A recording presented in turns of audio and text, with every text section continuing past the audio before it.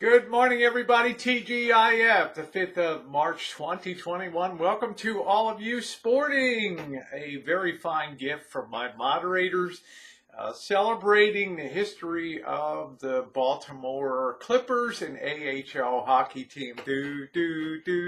Yeah. We know the greatest fight song in the history of sports, and hope your day is going well. Haven't done a Q&A in a long time, and I've garnered a lot of comments here, many of them which are duplicative, and tried to format that into a cohesive question and answer that I would like to share with you. So without any further ado, and I used to do these on a monthly basis, and I just got too doggone busy to sort through and keep everything compiled and ready to go. So I'm trying to maybe get this done on a every other month or every third month. One of the questions that I've gotten a lot in light of the history of the Shine Shack, and quite a few people said, ask the basic, don't you check out people who come to visit? You always seem to be in the midst of controversy and everything else. Do you let just anyone stay in the Shine Shack? I'm not a person, I know people on YouTube and stuff like that, and I'm not a person that digs deep into people's personal lives. My basic philosophy is, if I know you and you've treated me well and we get along well, I really don't have any issue. But maybe that'll change in the future. I don't know. I've had a lot of suggestions to check people out. It's not really my nature to do so, but there may be something to that. Okay, so yeah, okay, thank you. Why would you get a COVID vaccine shot? It is rushed and unproven. What may be rushed, Project Warp Speed, that former President Trump instituted, really, to me, didn't have a bearing on the efficacy or the effectiveness of the vaccine. Immunology is a very proven branch of science, epidemiology, virology, and those things. And to me, you either have the vaccine designed to have a shotgun effect to take down as many variants and original strain as can be engineered at that moment in time. I don't think it's a very difficult proposition. You either have it and you prove it on a short-term basis that it works, or not. There's a long history now of inoculations in this country that really came forward a lot with viruses in the 1930s, once the electron microscope came about, and for the first time viruses were detected. So I'm a believer that we get used to the standard timeline at the FDA and things like that, and we typically don't rush things, but we do plan for every seasonal influenza year by trying to target what's going to probably be out there. Sometimes a hit, sometimes it's a miss. But I guess I'm a believer in the science of it, so no matter what the speed was, I understand what's going on within that vaccine. And I'm not one to default to nefarious or ill intent in providing that vaccine. But again, that's a personal choice of mine. Let's see, besides a phone, what other camera would you recommend to cinematography? And I've been down this path a lot. I do enjoy putting together cinematic videos. They're not top of people's viewing list at the moment within my community, but they get great traction over time with people who are drawn to cinematography or trying to capture images and set them to music and edit them to give people a real taste of what you're trying to convey. And the camera, of course, is the paintbrush that you're using, so to speak. And I got involved with big kits and lenses and big cameras, and it just became too ungainly. And most of the work I do now is done on my smartphone, and 90%, 95% of that has been done on the smartphone for years, and it kicks out pretty nice quality. 4K that I can render at 1080 or 720p to get some high definition. But I do have finally settled on a Sony ZV-1, which I think is small and compact enough to take around, has great image stabilization, great focus ability, and it takes damn good images too. So, and due to the small size of it, it's not going to be an interrupter when I'm out there on the streets, and I really want to put the cell phone, the smartphone down and really concentrate on getting the best image quality I can. Plus, it has very good low light capability too with the built-in lens. So I really look forward to using that camera more and more for my cinematography. I don't want to carry a whole huge bag of lenses and a whole kit around. It's just, it takes the fun out of videography and cinematography for me. We get this a lot, you know, my Dorito bikinis, the micro, just barely covering everything there. Bikinis, where do you, where do you get your dental floss bikinis? I think that's what I call them. They call them Dorito. People in my community call them the Dorito bikinis because they look like you're wearing 3 Dorito-sized covers on your body. Do you ever worry about a malfunction wearing the Doritos? Nah.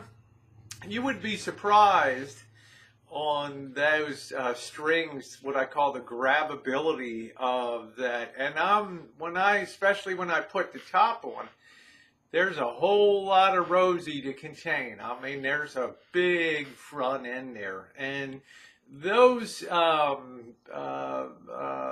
micro strings that hold that together are very strong, and they really hold that in place.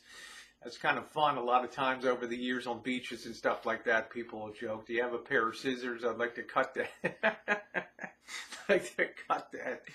In the middle over there. But malfunctions have never really been a factor due to the grabbability of what I am wearing. Thank you. Which leads us in, will you do OnlyFans and make a calendar? This person put it, well, obviously YouTube is not as open as it used to be, and I like to see a little bit of a show. I have, you know, stopped doing a lot of things that I used to do on YouTube because the platform has changed and because, you know, my interest level in doing it here has gone down. I've tried to focus the channel on travel, adventures, projects, things of that nature. And the OnlyFans is kind of attractive to me because you can set up more of a showcase to have a little more adult-oriented fun. Will I ever have nudes? No, I'm not really into that. But a little tease is a fun thing, and it also gives me a chance. I've gotten literally dozens and dozens and dozens of things to wear that I cannot wear on, nor would I wear on YouTube out of respect for the broad base of my audience. But it'll be fun because some of these things are basically, you know, if you do move much one way or another, man, it's all gonna be out there. So we will see going forward. There's only so many hours in the day, and I'm incredibly busy now stuffing work hours and projects to do on the Rancho. But I've worked very hard to bang my body into shape and things like that. So I do look forward to that. I'm a person that believes bodies are celebrated no matter what they are. And, you know, when you consider the state of what's on YouTube with violent and graphic gaming and just tearing people apart in communities and things, you know, looking at the beauty of the body is not it's not the worst thing in the world, and it's something that's been celebrated for thousands of years in art. So here's another one too. It's been a long time. This person said, why not make videos on trans topics? You could teach a lot. I think so, but I've left a big body of trans topics, transgender topics, and I consider myself kind of a mix of male and female. I like my male side. I like my female side packaging on that. And I guess one of the reasons is I'm kind of an outlier in the way that I feel about that kind of topic, because I don't fit in the standard mold of pursuing full transition and things like that, because I like where I am right now, and I like the way I feel about myself.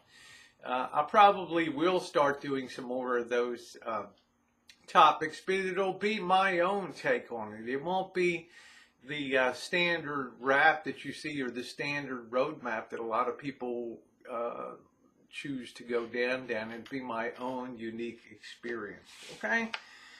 What is your hormones? You were on. Why not do videos on that? I've done a few of them, and my regimen's been the same for a lot of years, and I'm very thrilled with the results that I've gotten. And when you're older, and I guess I was about 51 years old when I started going full time. And the older you are, the less your results, the more time it's going to take. And for nature and chemical science to work, it's magic. So it's been a rather slow process, but it's been good. Obviously, my body is, had a lot more feminization of the face over time, and great body changes, I can tell you that. But it's standard has been a hormone testosterone blocker, which is spironolactone, which is a very safe one. It's also used as a water pill in controlling the blood pressure. It has a very safe profile and very proven over decades as a safe, also a safe way to block testosterone. And then in conjunction with every 2 weeks, I'm on an estradiol shot that provides me the estrogen, and I've been on that regimen for 5 years, and I've really liked the results that I've gotten with that. Let's see. Will you please make merchandise? This is a question that I get a lot. And I do love merchandise. I've bought some pieces of merchandise on YouTube, and I think it's a great way to support creators. The real basic problem is that I lack zero graphic and or art skills.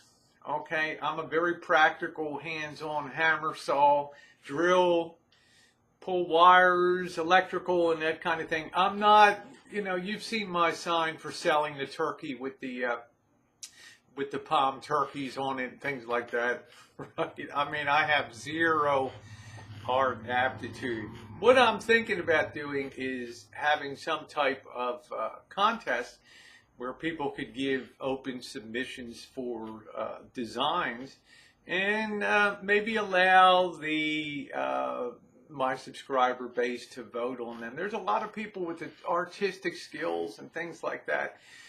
We could have some funny ones, we could have some classy ones, we could have a space girl and things like that. We can have a whole range of things that we can offer there.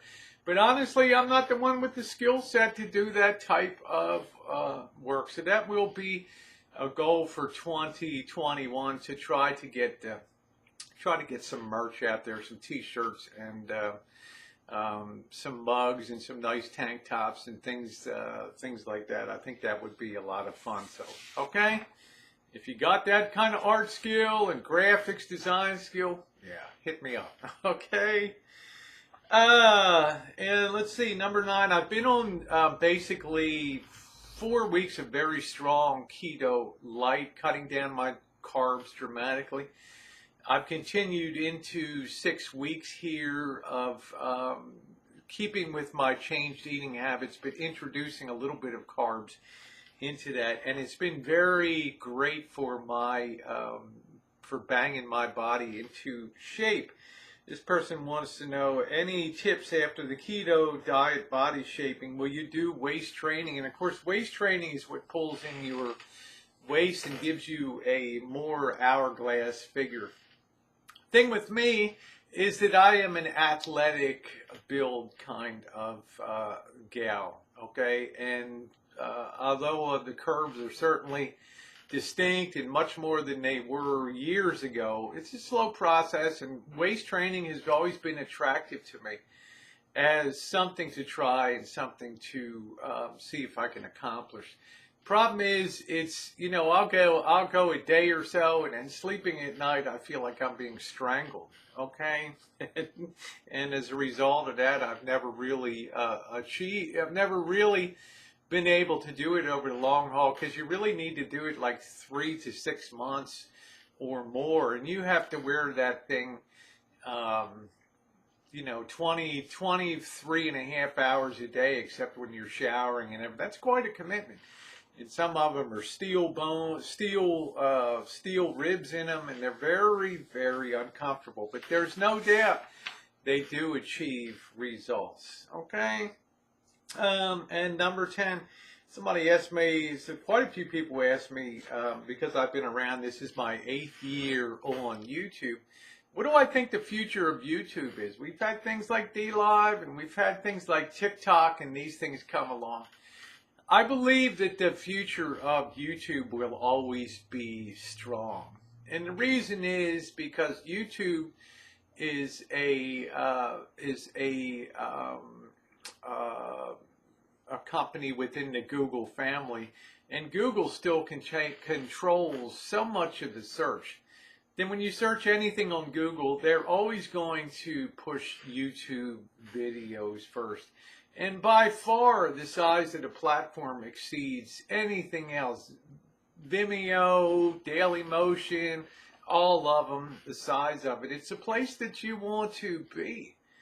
You know, the advertising dollars are here, the search is here, and I really don't see that changing anytime in the foreseeable future. So I always think it'll be relevant. Look, there's only so many ways you can you know, there's only so many ways you can slice a loaf of bread, right? You're either a video posting site or you're not. They try to tweak it. Well, you have to do a 1 minute video and this, that, and the other. And I know YouTube's experimenting with short features, but that's just the point. They have the ability to incorporate what's popular at that moment. You want to do short videos? Yeah, you can accomplish that now on YouTube. So they have that ability to adapt, and they have tremendous monetary resources to bring to bear on this video sharing platform. And I don't see that changing anytime soon. Well, we're getting up to 18 minutes here on this Q&A. I want to thank you for being here today. Of course, your comments, feedback are welcome in the comments section down below, and your thumbs up are appreciated. Thank you very much, everybody.